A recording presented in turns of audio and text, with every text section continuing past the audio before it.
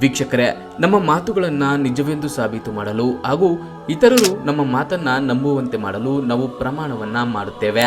ಇದು ಭರವಸೆಯ ಒಂದು ಭಾಗವೂ ಆಗಿದೆ.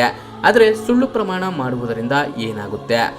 ದೇವರ ಮೇಲೆ ಸುಳ್ಳು ಪ್ರಮಾಣ ಮಾಡಿದರೆ ಏನೆಲ್ಲ ಕಷ್ಟಗಳನ್ನ ಅನುಭವಿಸಬೇಕಾಗುತ್ತೆ ಹಾಗೂ ಸತ್ಯ ಪ್ರಮಾಣವನ್ನ ತೆಗೆದುಕೊಳ್ಳುವುದು ಹೇಗೆ ಎಂಬುದನ್ನು ಈ ವಿಡಿಯೋದಲ್ಲಿ ನೋಡೋಣ.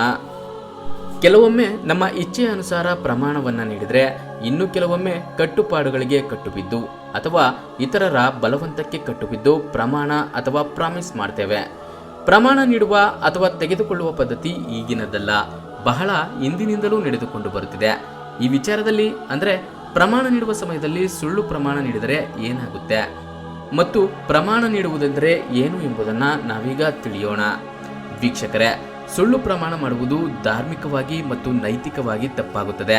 ಇದು ವ್ಯಕ್ತಿಯ ವ್ಯಕ್ತಿತ್ವ ಮತ್ತು ಖ್ಯಾತಿಯ ಮೇಲೆ ನಕಾರಾತ್ಮಕ ಪರಿಣಾಮ ಬೀರಬಹುದು.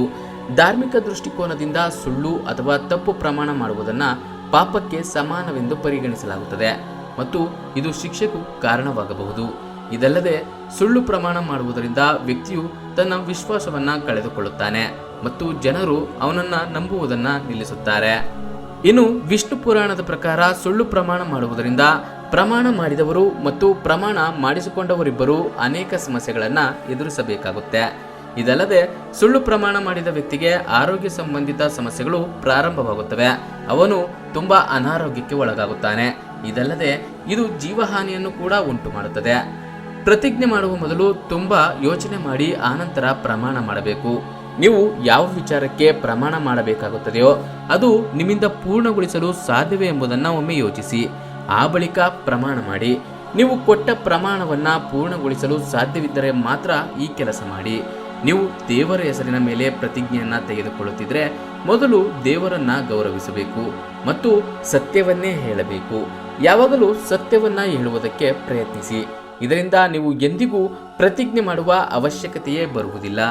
ನೀವು ದೇವರ ಮೇಲೆ ಸುಳ್ಳು ಪ್ರಮಾಣ ಮಾಡಿದರೆ ಏನಾಗುತ್ತೆ ಅಂದರೆ, ಧಾರ್ಮಿಕ ನಂಬಿಕೆಗಳ ಪ್ರಕಾರ ದೇವರ ಮೇಲೆ ಸುಳ್ಳು ಪ್ರಮಾಣ ಮಾಡುವ ಮೂಲಕ ದೇವರು ಮತ್ತು ದೇವತೆಗಳ ಕೋಪಕ್ಕೆ ಗುರಿಯಾಗಬೇಕಾಗುತ್ತದೆ. ನಮ್ಮ ಗ್ರಹಗತಿಗಳು ಕೆಟ್ಟದಾಗುತ್ತೆ. ಅಲ್ಲದೆ ಸುಳ್ಳು ಪ್ರಮಾಣ ಮಾಡುವ ಮೂಲಕ ನಿಮ್ಮ ಜೀವಕ್ಕೆ ಅಪಾಯವನ್ನ ಉಂಟು ಮಾಡಿಕೊಳ್ಳುವಿರಿ, ಹಣದ ನಷ್ಟವನ್ನ ಅನುಭವಿಸುತ್ತೀರಿ, ಜೀವನದಲ್ಲಿ ಅಶಾಂತಿ ತುಂಬಿಕೊಳ್ಳುತ್ತದೆ, ಜೀವನದಲ್ಲಿ ಹಲವಾರು ಸಮಸ್ಯೆಗಳನ್ನ ಎದುರಿಸಬೇಕಾಗುತ್ತದೆ. ಆದ್ದರಿಂದ ದೇವರ ಮೇಲೆ ಸುಳ್ಳು ಪ್ರಮಾಣ ಮಾಡಬಾರದು ಎಂಬುದನ್ನು ಗಮನದಲ್ಲಿಟ್ಟುಕೊಳ್ಳಿ.